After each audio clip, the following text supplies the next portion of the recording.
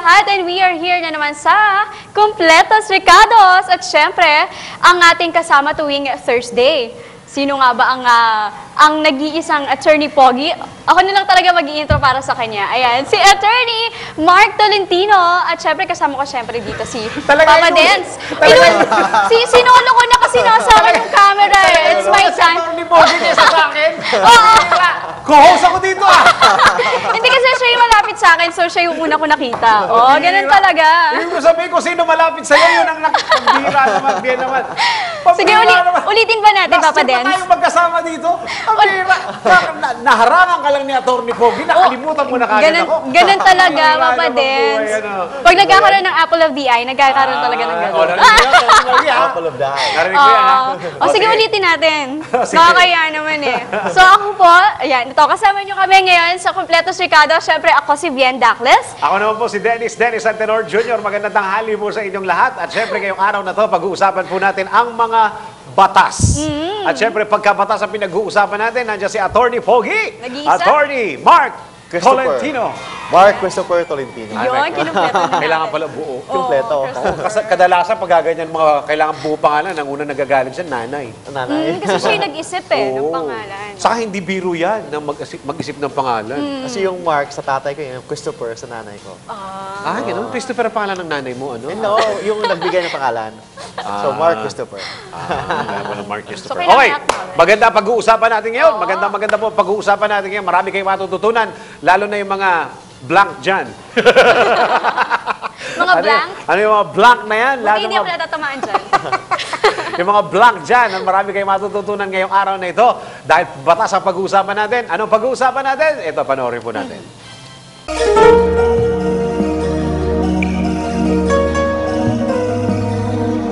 Walang tama o mali sa pag-ibig, lalo na kung ito ay wagas at tunay.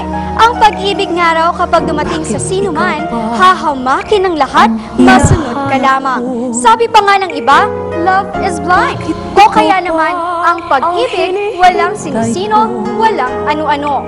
Ngunit sasang-ayon ba kayo kung ililinya natin sa mga katagang ito, ang sa pag-ibig, age doesn't matter.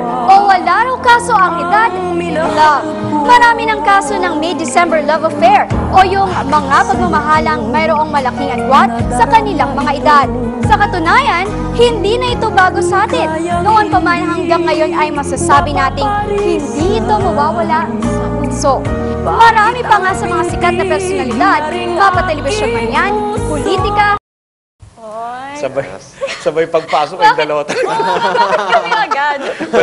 Hindi ko alam kung ano ibig sabihin niya. Sa totoo lang.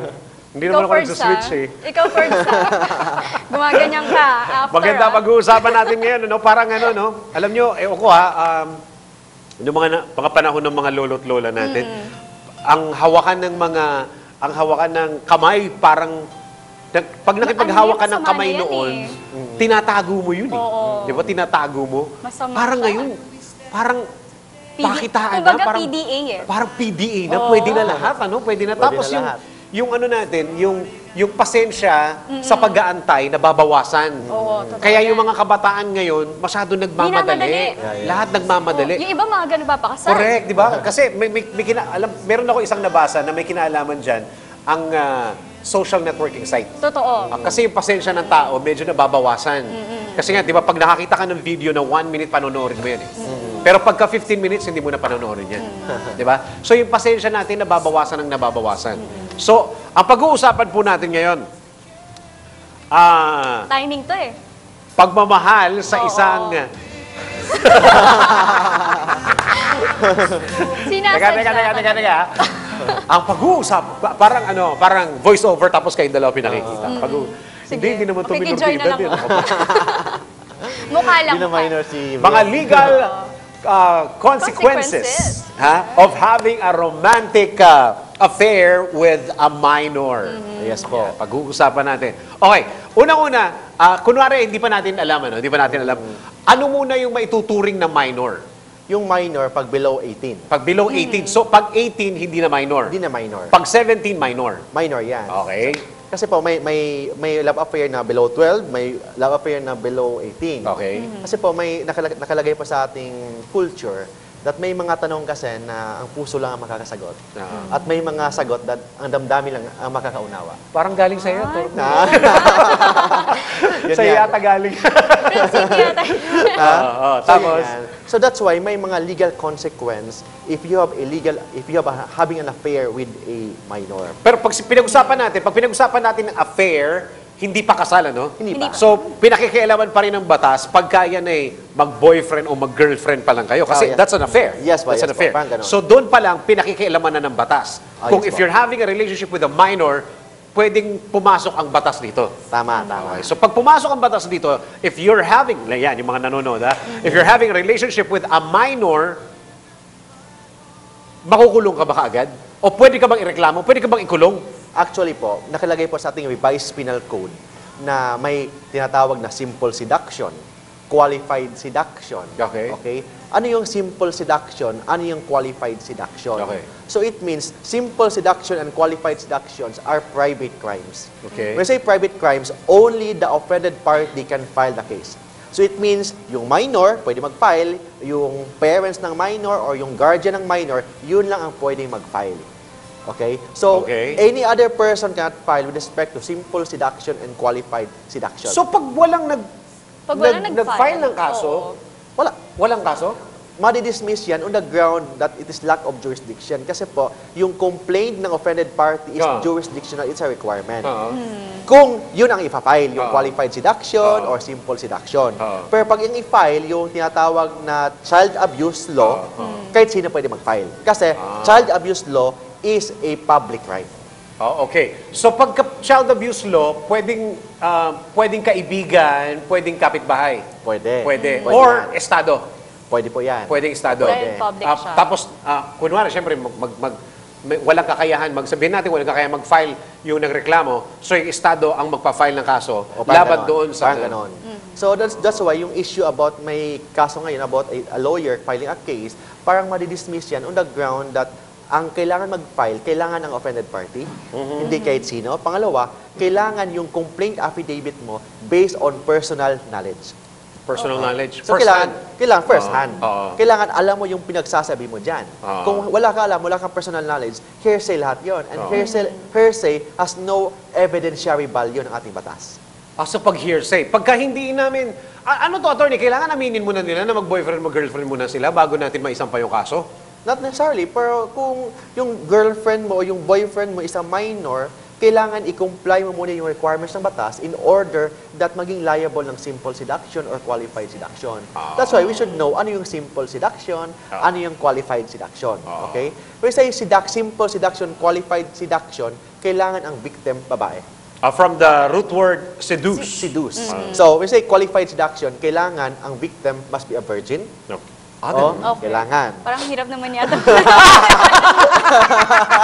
At this point, mahirap na naman yan. Oh, yes. Yun ang first requirement. Salvahe ka, Bien. Huwag ka nagkomentaryo ng gano'n, ha? Mula ngayon, pinagbabawalan na kita magkomentaryo ng mga ganyan. Sige pa, Okay. Pangalawa, kailangan more than 12 but less than 18.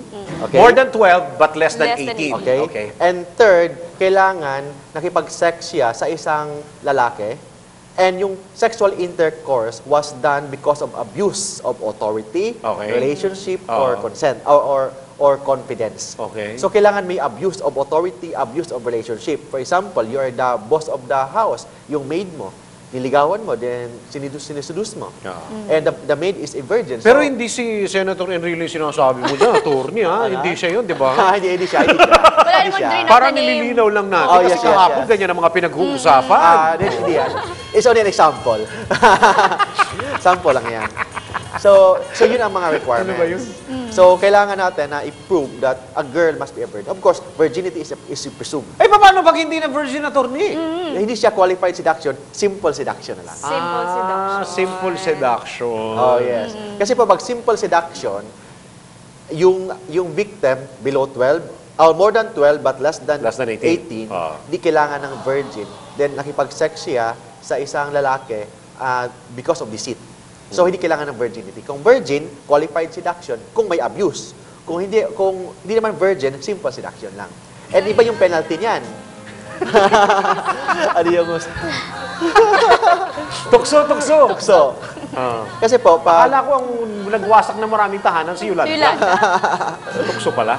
Kasi po, pag tinatawag na qualified seduction, ang penalty is prison correctional. 6 months, 1 day to 6 years. Pag simple seduction lang, 1 day to 30 days lang. Okay. So, yun ang pagkakaiba ng simple seduction and qualified seduction. Okay, pag simple seduction, Pag simple seduction, 1 day to 30 days lang ang penalty. 1 day to 30 days. Imprisonment. Very short. 1 to 30 days. Yes, hanggang 30 days lang. Pero pag qualified seduction, 6 months, 1 day to 6 years. Oh, 1 to, parang napakaliit naman, attorney. Oo, yung 1 to Yun, 30. kasi itong batas na to, yung revised penal code, na-approve to noong 1950s pa. That's why may bago tayong batas, yung child abuse law. Inad na siya doon. Oh yes, yung child abuse law, mas higher ang penalty. So, ibig sabihin, nasa sa'yo kung ano mga batas na dito, mga ito, ang pwede mong gamitin sa pagsampa ng kaso. Yes, sa'yo yan. If you're the complainant, kailangan i-comply mo yung mga batas. Eh, may Mga gumamit na ba requirement. dyan sa simple seduction na yan? Actually, ang final yata yung isang kaso, yung isang show business, showbiz personality is qualified seduction. Qualified, But the problem with qualified seduction, kailangan it's a personal crime. Oo. It's a private crime. Okay. Pero sa private crime, the complainant must be the offended party. Oo. So, hindi naman siya offended party. Gusto naman niya. Oh, yes. Oo. Pwede So, yan pag gwapo first, lang siya. ang babae lang naman. Ang babae, nagmahalan sila, hindi naman nag-file ng complaint. Oo. So, of course, madi-dismiss yan. So, ang problema, ang delikado lang yung showbiz personality, pag yung babae ang nag-file ng complaint. When in fact, hindi naman, masaya naman sila. In fact, pinagkasalan ka niya. Oo nga, Oh, oo yes. nga. So, yun ganun ang, pala yun. yun ang pagkakaiba ng simple seduction and qualified seduction. Ibahin ko na konti yung tanong ko, attorney. Paano pagkaparehong minor de edad? Pag minor yung dalawa, Pwede pakialaman. Pwedeng, ang pag minor yung dalawa, kung sino ang mag-file ng complaint. Pwede mag-file ng complaint ang offended party. Or yung guardian, or yung parents. yung guardian. Pero yung qualified seduction or simple seduction, Wala dyan. kailangan ang victim babae. Kasi virginity, it only refers to a girl. Okay. Teka muna. Bakit babae lang ang pinag-uusapan ng virginity? Yung lalaki din naman pwede naman Kasi virginity. nakalagay sa batas. Nakalagay sa batas. Ba't ganun? Kasi we say Ang bihirang virginity, batas yan. it Sino only, mga- ang nakalagay sa batas, when we say virgin, it's only a woman. It refers only to a woman. A guy can be a virgin, you know? Diba? Pwede din yung mga lalaki nanonood, nakikinig sa atin. Diba? Palagi ko maniniwala kayo sa akin na May ang nag-a-agree, lalaki, meron din virgin. may At nag-a-agree. At pwede rin silang maabuso. Oh, yes po. So, pagka gano'n, anong kaso ang pwedeng isang Of course, pag minor, hindi sila ma-qualified ng simple seduction or qualified seduction, pwede child abuse law. Child Child abuse abuse. law. Kasi sa child abuse law, wala namang nakalagay doon na virgin or nakalagay lang minor.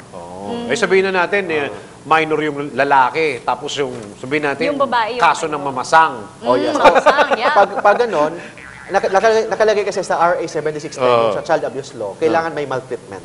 Yung maltreatment, either physical, emotional, psychological. Sino nga amin yan, attorney? Yung biktima? Yung biktima can be the offended party, or can be the complainant, Or the witness. or the parents, yung parents ng victim. Pwede mag-file ng complaint. Okay. Pero dapat I-prove. mapatunayan. Kailangan mapapatunayan that the victim was maltreated physically, psychologically, emotionally. Hindi. Kung walang kaso. Saka kung ang paniniwala ng magulang, ang paniniwala ng binugbog siya. Yes po. Tapos ang ang tanggap nung babae or nung lalaki na menor de edad, yan ay bahagi ng karinyo brutal. Yan ay pagmamahal. Oh, yes. Sabihin na natin na ano ba tawag doon? Masokista ba tawag doon? Masokista. Yung person who loves pain, love pain, tama? Yes. Siya yung ang tanggap niya doon ay pagmamahal. Paano yun? May kinalaman ba yun sa ng batas? Actually po, wala nakalagay na requirements na exception yung pagsasampal, pagmamahal yan. The mere fact that there is maltreatment, either physical, psychological, emotional, that's already child abuse. Okay? So, kung nagmamahalan kayong dalawa, minor yung girlfriend mo, minor yung boyfriend mo, then wala namang maltreatment, physical, psychological, emotional, walang child abuse. But the problem with that, may isang provision ng child abuse law kung nagsasama kayo sa isang hotel. Wala kayong ginagawa, you just praying the rosary. Sa isang hotel. Okay? Sa hotel? Sa isang hotel, kayong dalawa lang, wala kayong ginagawa. Okay? Para shahidin ko yan Tapos, ang kasama mo is a minor, Okay. kayong dalawa lang, wala kayong ginagawa, that's already an attempt to commit child prostitution. Okay. Commit. So, hindi Commit. pa siya kaso. Pwede na bang ikaso yung There is already plano pa lang? There is already a criminal liability. Dahil Ang- di nala mo siya. Yes, wala kayong ginagawa. Nag-usap lang kayo sa hotel. But yung bata... Sabi ng babae, sir, i-pray over mo nga ako, pero gusto ko sa loob ng hotel para tayong dalawa lang. Pag ganon, there's a crime already. Attempt to commit child prostitution. Ang penalty dyan is prison mayor. 6 years, 1 day to 12 years. Mas mataas pa. 1 day to 12 years? Yes, hanggang 12 1 day to years. 12 Wala years. kayong ginagawa, nandyan lang kayo sa isang private place. There's already an attempt to commit child prostitution, an attempt to commit child abuse. So, very special yung law about child abuse kasi mas mataas ang penalty compared to simple seduction or qualified seduction. Mas mabigat. Mas mabigat. Pero ito, attorney, yung case ni Freddy Aguilar tsaka ng kanyang asawa niya Freddy ngayon. Aguilar, Oh, the yes, peg, yes. the peg Oo, case. si Ka Freddy. Kasi yung Yes. kanya, nag-submit si girl dun kay Ka Freddy. Oh, yes. So, pwede ba nating ipasok yung Saka seduction? may consent ang magulang dito. Yes, may consent Okay. eh. When you say seduction, kailangan the girl must be a virgin. She is presumed a virgin. But the problem, kailangan kung sino magpa-file. Pwedeng matatawag natin qualified seduction kung ang nag-file ng complaint si girl o yung parents. Kasi ang qualified seduction or simple seduction are private crimes. When you say private crimes, only the offended party can file a case. Unlike that with a public crime, anybody can file a case. Okay? So with respect to Freddy Aguilar, kung si girl hindi nag-file ng complaint, yung parents hindi na mag-file ng complaint, madi-dismiss ang kaso kung sino man mag-file ng complaint. Kasi in the first place, wala silang personal knowledge kung may sexual act ba ginagawa si Freddy at saka yung girl. Pangalawa, Not unless na may prueba, assuming may prueba. may video. May video. Assuming may Picture. prueba. May video scandal. Ang grounds niya, kissing daw sa isang may picture. They're kissing. But, will it make the qualified seduction a public crime? No. Because qualified seduction, nakalagay yan sa ating rules of criminal procedure, is a private crime. Kasi private crime, only the offended party can file the case, only the parents or the guardian can file the case, not anybody. Nakakahiya. Oo nga, nakakahiya. Ano ba But in yan? that case, ibig sabihin wala tayong pakialam. Yes, wala tayong pakialam. Because that's a private crime. Kasi pareho silang nag-submit eh, Yes, with the yes. family also. In fact, pinakasalan niya. Eh kung gobyerno, DSWD, attorney. Ang DSWD may obligation to protect the minor. Yes. Okay? Okay. May obligation to protect the minor, but has no authority to file a case against Ka-Fred. Ay, paano nila Sorry po, mapaprotektahan? pasensya na po. Tao lang po. Paano nila mapaprotektahan yung kapakanan ng minor kung hindi sila magsasampa ng kaso? Ano Yun magagawa nga. nila? So, they can only check, investigate. Yun lang. Hanggang ganun lang. Ay, ganun. Hanggang ganun lang. Hindi sila pwede mag-file Nagsayin pa ng sila ng complaint. Parang ano, Ganun. kumusta na you, ganun Oo. lang. Pwede sila mag-file child abuse law. Child abuse law. But not qualified seduction, not simple seduction, because those crimes are private crimes. So therefore, pag hindi sila nag-file ng complaint, it can be dismissed on the ground of lack of jurisdiction. Complaint of the offended party is a jurisdictional requirement. It's a jurisdictional requirement na nakalagay sa ating batas. So child abuse. Child abuse pwede. But unfortunately, I think ang final is only qualified seduction.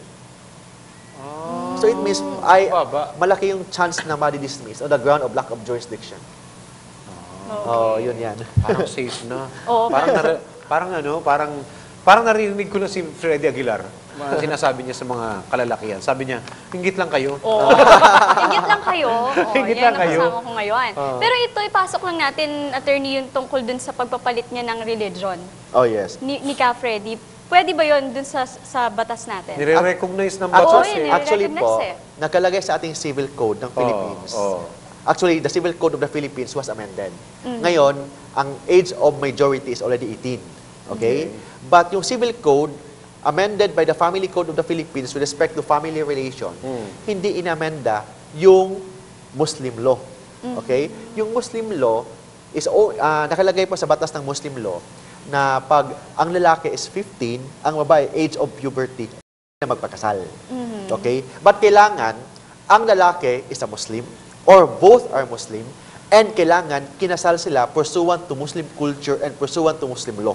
Okay. That's why si Ka-Freddy and the girl, hindi sila pwede mag-file ng case o magpakasal sa court, sa what we call sa mayor, or sa Sa simbahan. priest. Sa simbahan, hindi po pwede yan. Pero pwede sila magpakasal pursuant to Muslim culture. Teka muna, attorney, balikan ko lang yung sinasabi mo na Muslim law. Yes. Muslim law, nire-recognize ba ng batas natin o yung Muslim law nasa loob ng batas natin? Nasa loob ng batas natin. It's a presidential decree signed by President Marcos. Which can be, it can be enjoyed by a Muslim lang, not Muslim lang. So nakalagay sa batas na enjoyed lang yan pag yung nagpakasal, yung lalaki is a Muslim, or both are Muslim, and kinasal sila pursuant to Muslim culture and Muslim law. So it Okay. means if kinasal kayo sa simbahan, sa Catholic Church, kinasal kayo ni mayor or ng judge, hindi naman pwede enjoy yan. Yung Muslim law ng Pilipinas. Enjoy lang mo yan if both are Muslim or the male is a Muslim and nagpakasal sila pursuant to Muslim culture and Muslim law. so kailangan lalaki yung Lalaki. Muslim. Yes. So kahit na Kristiyano yung babae, Pwede. pwede. Pero kailangan kinasal sila pursuant to Muslim law and pursuant to Muslim culture. Hindi, kasi Tradisyon kung nila. nagpa-convert na sila, yung lalaki, Pwede naman Muslims lang dalawa, but nagpakasal sila ni mayor. hindi pwede. Hindi pa pwede yan. Hindi pwede. Kailangan nagpakasal sila pursuant to Muslim law and pursuant to Muslim culture. Okay, parang gusto kong pag-usapan talaga yan. Baka maano tayo eh. Paano yun, attorney? I-ano lang natin, anuhan ko lang ng konti yung subject na yun. Konting-konti lang. Konting-konti lang. So, paano yun? Pagka may sarili silang batas sa loob ng batas natin. Yes, meron. Okay, tapos, it can be enjoyed by a Muslim lang. Yes. Okay. Pagka pumasok yung estado sa paghihiwalay, for example lang, na hindi talaga nagkasundo itong dalawang two parties na ito. Yes, Sa paghihiwalay nila ng ari-arian, ng custody ng anak, In fact, custody divorce. ng ari-arian. In fact, may divorce. May divorce sila. Kaya nga, attorney, paano yun? Muslim law pa rin ba sila? Yes. Or batas na natin dito sa labas? Actually, nakalagay sa Muslim law na pag kinasal yung lalaki na Muslim or both are Muslim, pursuant to Muslim culture and law, yung Muslim law ang mag-apply. Otherwise, the Civil Code of the Philippines will apply. Okay. Okay? So, it means, ang first law na mag-apply, yung Muslim law. Kung hindi applicable yung Muslim law, yung Civil Code ng Pilipinas na mag-apply. Bakit hindi magiging applicable yung Muslim law, attorney? Yung Muslim law ang mag-apply muna. Bakit hindi naman for example, meron yung abogado na hindi pwede yan. Anong pwedeng kaso na hindi mag-apply yung... Hindi mag-apply kasi kinasal sila hindi sa Muslim law, hindi sa Muslim culture. So hindi mag-apply yung Muslim law, so the Civil Code of the Philippines will apply and the Family Code of the Philippines will apply. So that's why, very specific ang batas, yung application ng Muslim law. Kailangan both are Muslim, yung lalaki is a Muslim, and kinasal sila pursuant to Muslim law and pursuant to Muslim culture. Otherwise, the Civil Code of the Philippines will apply. Nako, dami ko pang gusto itanong, lalo na pagka hindi na practice ni Fred Aguilar yung pagiging Muslim. Paano pag tinanggal na siya as pagka-Muslim? Paano na? Oo, yun yan. Di ba? Paano na pagka hindi na siya nagpa... Sa Muslim kasi hanggang 5 ulit? asawa, di ba? Oh, yes. Hanggang 5 asawa. Pero pag pwede ka mag-5, kung masusuportahan mo Kung kaya yung mo. 5. Tama. Paano naman pagka hindi na siya, for example, hindi na siya sumasamba, hindi na siya umaano, ang ginawa ng Muslim, dahil since na gano'n ang ginagawa mo, may mga relihiyon naman kasi na kapag hindi mo sila sinusunod, titiwalag ka nila. Yes, tama. So, pagka tiniwalag ka nila kay Freddy Aguilar, what will happen to the Muslim law, covered doon sa wedding nila. Tama. So, paano yun? Sino nang mag-ano doon? May system yung Muslim culture and tradition nila yan. Kasi- Kasi in that case, mag-apply pa rin yung Muslim law kasi hindi naman retroactive yun eh. Prospective ang pagtanggal ng isang religion. Prospective. So, hindi siya retroactive. So, pag Muslim ka, nagpakasal kayo, pursuant to Muslim law, and during that time you are Muslim, so yung Muslim law will apply.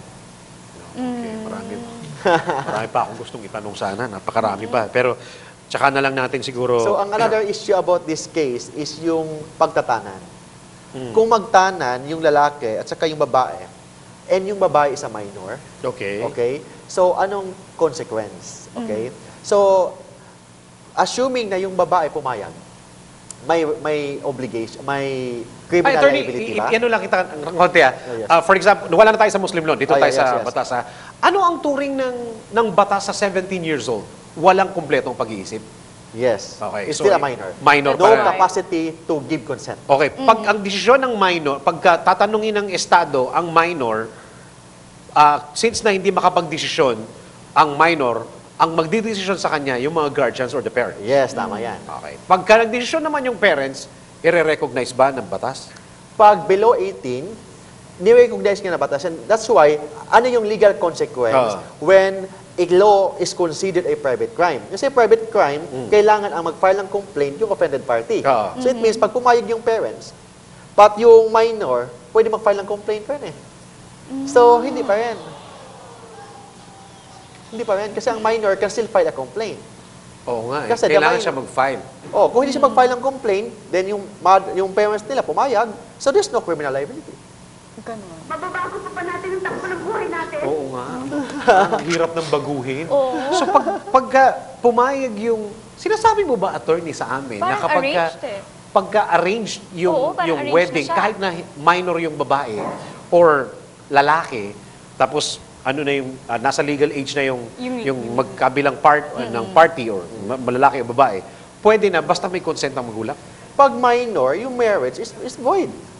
Kasi ang legal capacity to enter into a contract of marriage under the Family Code of the Philippines is at least 18. In fact, if you're 18 to 21, kailangan ng parental consent. Otherwise, the law or the marriage is void. Will be void. Okay. Even if you're 18 up to 21, requirement siya ng ating family code that there must be a parental consent. Oh, yun yan. Requirement yan. Kung sino man na nasa age na yon. Oh. Sino man yung nasa age na yun. But if you're 21 to 25, hindi na kailangan. Isip mo lang. May nakikipag-away na. May tanong ka ba? Oo, kasi yung tungkol naman dun sa yung problema, kasi paano kung, pero ito na lang muna. Siguro gusto ko muna itanong sa'yo. Hindi, itanong ko na lang muna sa'yo, attorney. Sang-ayon ka ba? Gusto mo na ako dito. Gagawin mo na. No, ba't sang-ayon ka ba dito sa gantong klase ng relationship na mas matanda yung isa? And the girl is a minor. Hindi ko na naririnig yung tanong ni Bien. Oh, yun tayo eh. May nangingibabaw kasi. Hindi. Pero ito kasi parang iba't iba kasi tayo ng perspective. Huwag ako And tingnan the mo, views. Bien. So, sige, attorney. Tapos, May kanya-kanya kasi tayong views. And with you, agree ka ba dun sa ganong klaseng relationship? with respect to that, age doesn't matter when it comes to love. Ano problema dyan? As Sabi long kasi aalis na ako dito. as long as walang batas na walang criminal law na nilalabag, walang problema yan. So with respect to this, if a girl is a minor, there's no problem with that as long as yung girl hindi mo sinasaktan. Walang problema yan. Minamahal mo, walang problema. But if you are the parent, Of course, if I am the parents, depende yan sa lalaki. Depende yan. Attorney Pogi. Marami pa tayong marami pa akong gusto itanong talaga eh. marami siya eh. Marami siyang natatap talaga. Yes, po. Oo, Mag-part 2 tayo kasi wala tayong oras eh. Mag-showbiz balita na si gusto ko rin itanong sana yung yung virgin eh. Oo. Gusto ko pa Kasi sana. parang Virgin. hirap naman alamin yun. At saka yung pagtatanan. Oo. Pagtatanan. Even kung assuming yung girl pumapayag na sumama sa lalaki. Wala pa namang kasal yun, oo. attorney. Wala pang kasal eh. Kung walang kasal, then ang girl is minor. Pag ang girl virgin, consented abduction. Abduction. Ulit, attorney. Okay. Ulit. Okay. Pag yung girl is a virgin, more than 12, less than 18, sumama sa lalaki, and the girl is a virgin, and yung pagsama niya was with lewd design. Okay. May pambabastos on the part of the lalaki. Consented abduction yan. So there's already a criminal liability. But kailangan yung girl is a virgin. Kung hindi na virgin ang girl, there's no crime.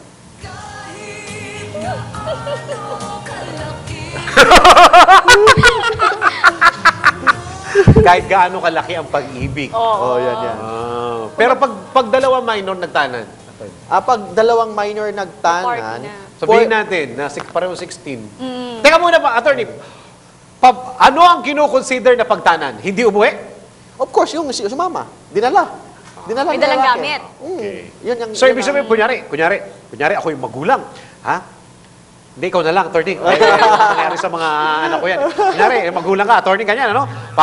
Tapos, kunyari, kayong dalawa. Oh, yes. May anak kayo. Tapos, may anak kayong babae. Ngayon, hindi umuwi. Pero alam nyo, may boyfriend. Tinawagan nyo ngayon yung kabilang bahay dahil doon nakatira yung boyfriend. Oh, yeah. Andiyan ba si ganito, si ganyan? Ay, wala ho. Kagabi ho, hindi umuwi. Naku, nagtanan. Oh, yes. Nagtanan. Nag-assume agad. Oo. So, ano ba yun? Anong kaso pwedeng ano mo doon? Saka anong kaso yung tanan, attorney? Yung tanan, yung pag sumama, yung girl sa lalaki, yung lalaki maging liable. Pag sumama, Pag sumama, kahit pumayag. Kahit kahit pumayag. pumayag. Basta yung girl virgin. Yun nga. Kasi requirement ng batas yun eh.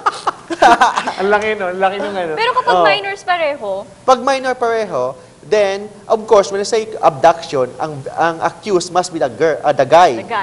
Must be the, pwede maging liable ang accused. Okay? But, please take note, nakalagay sa ating batas, pag below 18, walang criminal liability if walang discernment. May bagong batas tayo about minority. Yun yan. Marami pa saan tayo pwede itanong kaso wala tayong oras. 5 minutes na lang.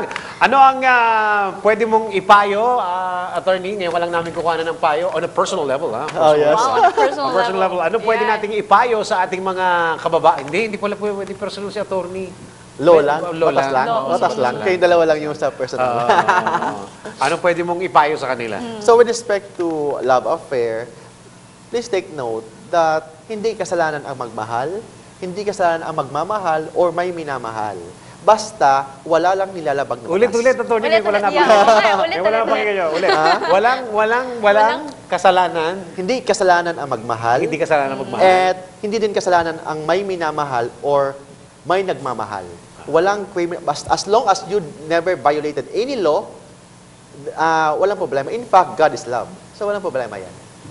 ay, gusto ko yung God is love. Maraming salamat, attorney. Thank you very much. At ano natutunan natin sa araw na to, Vien? Huwag maging mapusok. Ayun. Parang hindi pa tayo nagsisimula, may natututunan ka na. O kasi, di ba? May ganun talaga, ayun. Hindi, pero yun nga talaga yung dapat malaman ng bawat isa. Sabi mo nga kanina, Papa Dens, na in the adverse kasi ng social media talaga, napakabilis na magkaroon ng karelasyon, makilala, na mabilis ding magpakasal at this point. Huwag tayo maging mapusok. Dapat, kumbaga, slow it down. Kilalanin mo yung mamahalin mo. Sabi nga ni attorney kanina, hindi naman masama magmahal eh. Pero dapat malaman mo kung ano ba talaga yung ugali muna nung mamahalin mo. Eventually, dun din naman magpo-fall yan eh. Ikakasal ka rin. Sa akin naman, ito pag nagpapayo ko dito, parang lolo eh. Parang, wag tayong papasok sa isang, alam mo, mas maganda kung papasok tayo sa isang sitwasyon na alam natin yung future. Right? Diba? Papasok tayo. Well, sabi nga nila, ang pag-ibig daw ay isang malaking sugal. Yes. Parang negosyo. Hindi naman pagka pera-pera lang yan, ang lagi ko sinasabi, hindi na uso tatanga-tanga ngayon. Diba? Dadagdagan ko yun. Hindi na rin uso ang hindi nag-iisip ngayon. Yes. Naman. Kailangan nag-iisip na rin tayo. Sa bawat gagawin natin, merong ano yan, there's always a positive and negative reaction. Yes. So, sa mga kabataan yan, ang hirap eh. Pag ikaw ay mag-aasawa, maraming maraming mababago. Di ba? Minsan kinausap ko na yung anak ko noon, lalaki, 16 years old na kasi yun. Sabi ko, pag nag-asawa ka, dito sa bahay ka ako, pag nagugutom ka, ang inaatupag mo lang yung lalamunan mo at saka yung sikmura mo. Pag nag-asawa ka na, dalawa na yan. Dalawa na yan, di ba? Dalawa na. Kasi ang sabi ng simbahan at saka ng batas, you're no longer two but one. Tama. So ibig sabihin, hindi pwedeng mabusog yung kalahating katawan mo lang. Hindi pwedeng mabusog yung kanan na bahagi ng katawan mo. Kailangan parehong busog yan. Kasi you're no longer two but one. Di ba? Pag isa lang kayo, kailangan pareho kayo busog. So iisipin mo yan, kumain na ba siya? Hindi, alangan naman, isipin ko pa na kumain na siya. Siyempre, kahit nasa ibang bansa ka, kung pwede mong tanungin yung asawa mo na nanghalian ka na, naghapunan ka na, nagbiryenda ka na, be it. Tanungin mo, kasi you're no longer two, but one. Kaya every time na meron kang gagawing masama, dahil pinagsama kayo ng Diyos na ganun, pagka ikaw ay may masama kang ginagawa, naramdaman ng misis mo, ano yun? Totoo yun. Kasi you're no longer two, but one. Nagigilty ka eh. Siyempre, yung guilt feeling mo, nagtatravel yan, napupunta doon. Yes. Doon sa ano.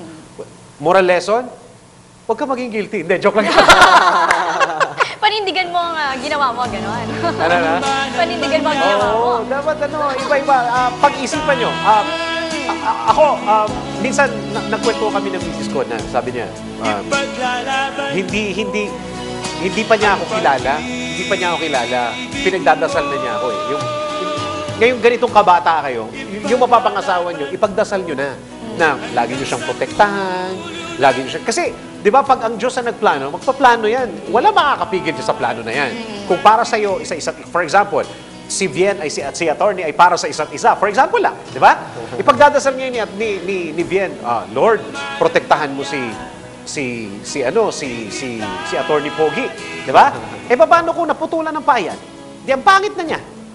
Di ba? O kaya nagasgas yung ilong, nalaglag. Di ba?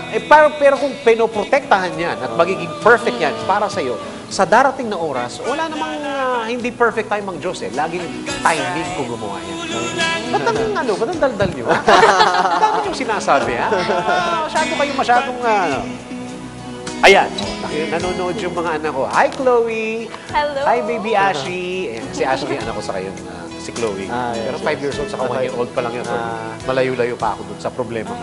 Okay, maraming salamat, attorney. Saan ka namin pwedeng huntingin? Yes po, you can visit my website sa www.marktolentino.com or I have my Facebook page, www.facebook.com/marktolentino.law. Sabihin mo, attorney, kung ilan na yung friends mo. I think mga 34,000 to 35,000. Wow! Nakalikes. Majority? Hindi, followers lang. Followers. Followers. Hindi, majority doon, mga... Ano? Never mind. Hindi, mga sawi sa pag-ibig. Mga sawi sa pag mga gusto niyo po rin yung service niyo. Thank you very much, attorney. Maraming salamat. Thank you so much. At kami po inyong mga nakasama. Ako po si Dennis Antenor Jr. Ako po si Vien Dacles. Hanggang sa muli, maraming salamat. Bye-bye! Bye! Ano man ang mangyari, di kita